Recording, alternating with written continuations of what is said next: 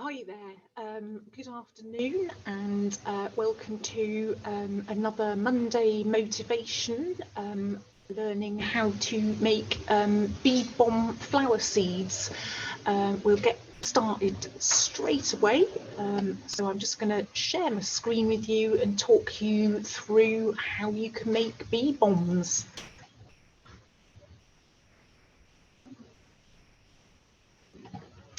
Here we go. So the reason that people would make bee bombs, with bee bombs, they're kind of associated with urban guerrilla gardening movement, which was really looking at scrubland and open spaces in suburbia and towns and cities that isn't being used. And how that spare land could actually be used to grow plants and flowers to help bees to pollinate. So it's all about looking for those hard to reach spaces and using them in a good way, because without bees there basically wouldn't be human beings.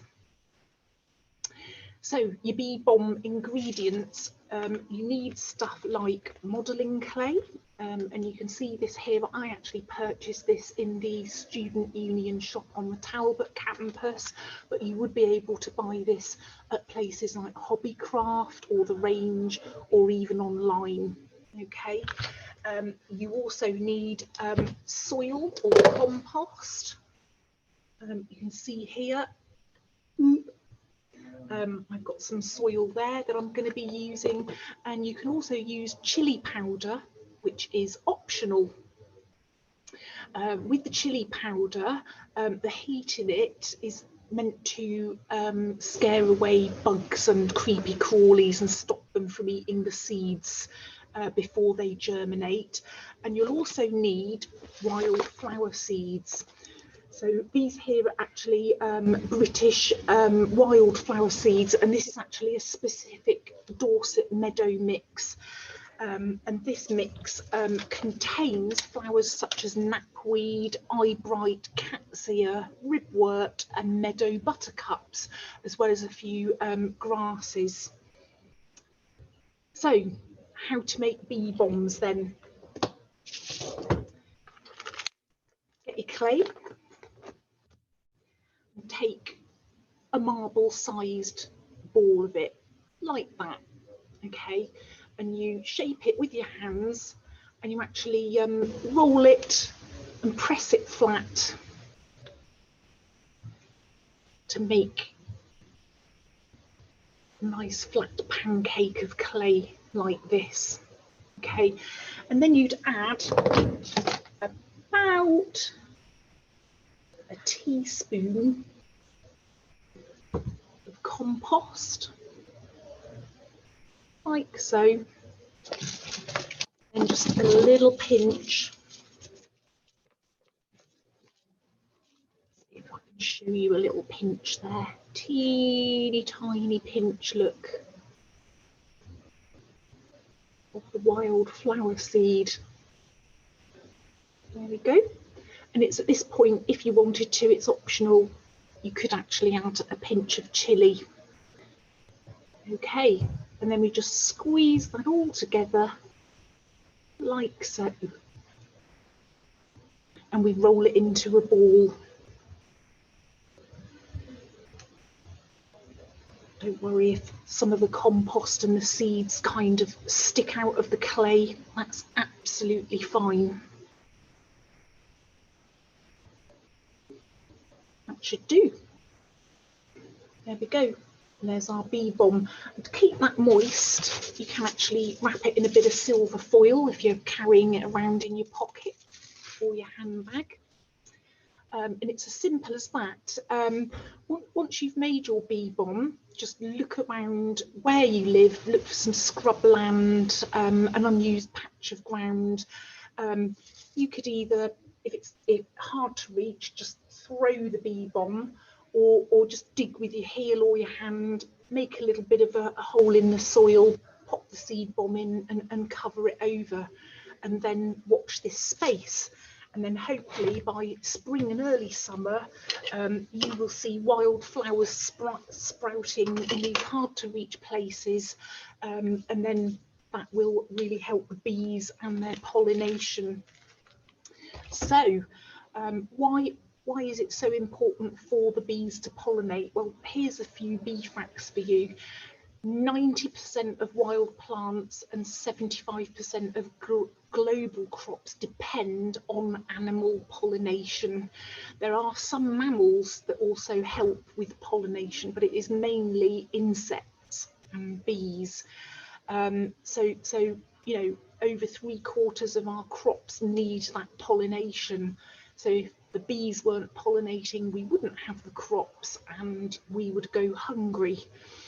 1 out of every 3 mouthfuls of your food depends on those bee pollinators, and the crops that depend on pollination are 5 times more valuable than those that don't.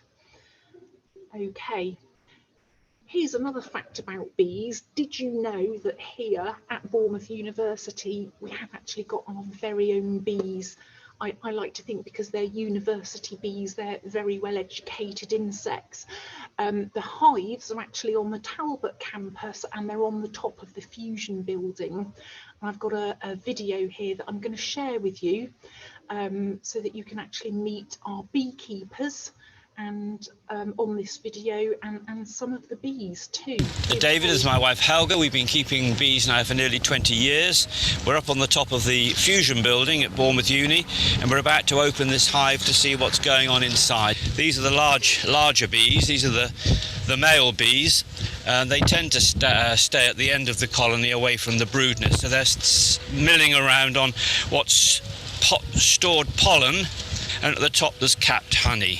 So this is the reserve for the colony. The one with the red spot on her thorax is the queen bee.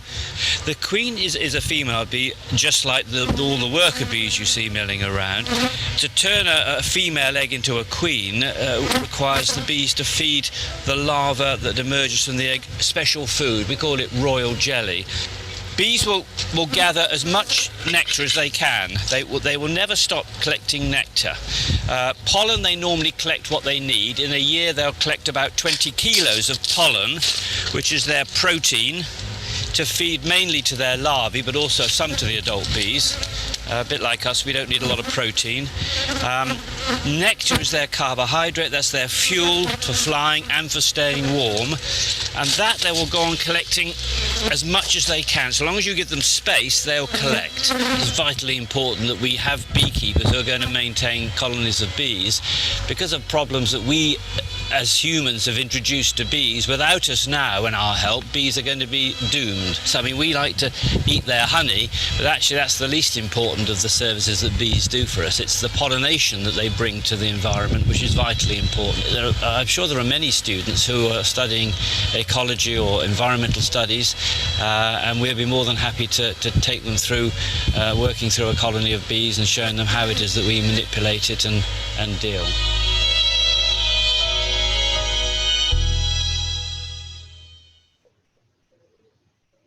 Cool.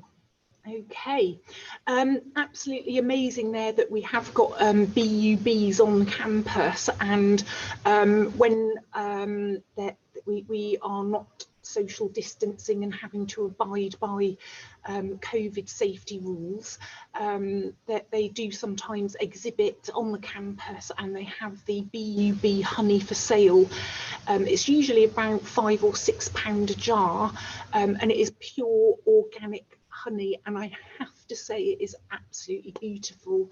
I've bought 2 or 3 of the different varieties myself, and I love it on porridge in the morning. It's absolutely gorgeous. So hopefully we'll be seeing more of the beekeepers on campus in the future when COVID restrictions don't apply. I just wanted to also have a chat with you about some of our environmental student societies that you can join.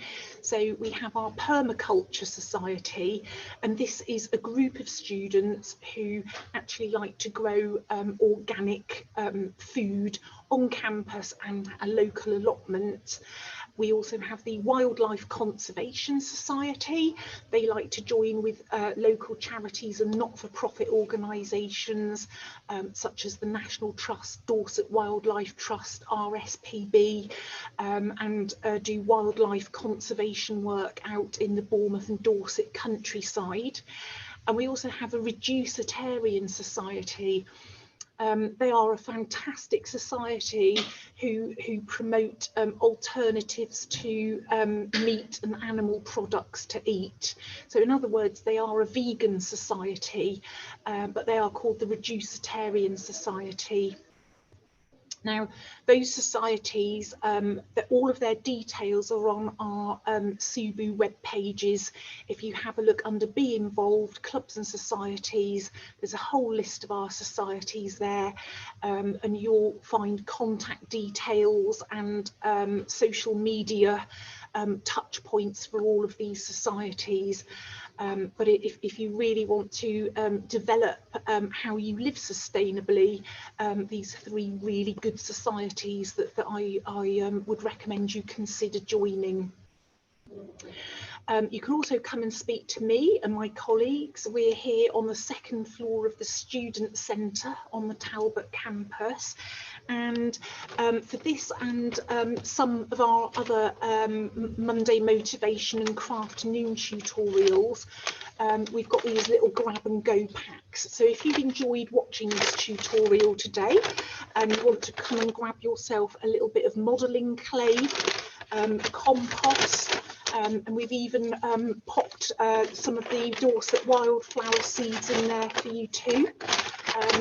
There we go. Come and grab a pack today. You'll find these right next to our desks on floor 2 of the Student Centre. And if you've got any questions about anything that I've spoken about today in this tutorial, feel free to email subusustainability@bournemouth.ac.uk. So thank you very much for joining today's session. It's been great to be able to speak to you and have great fun making your bee bombs. Feel free to email us or drop by and let us know how you get on.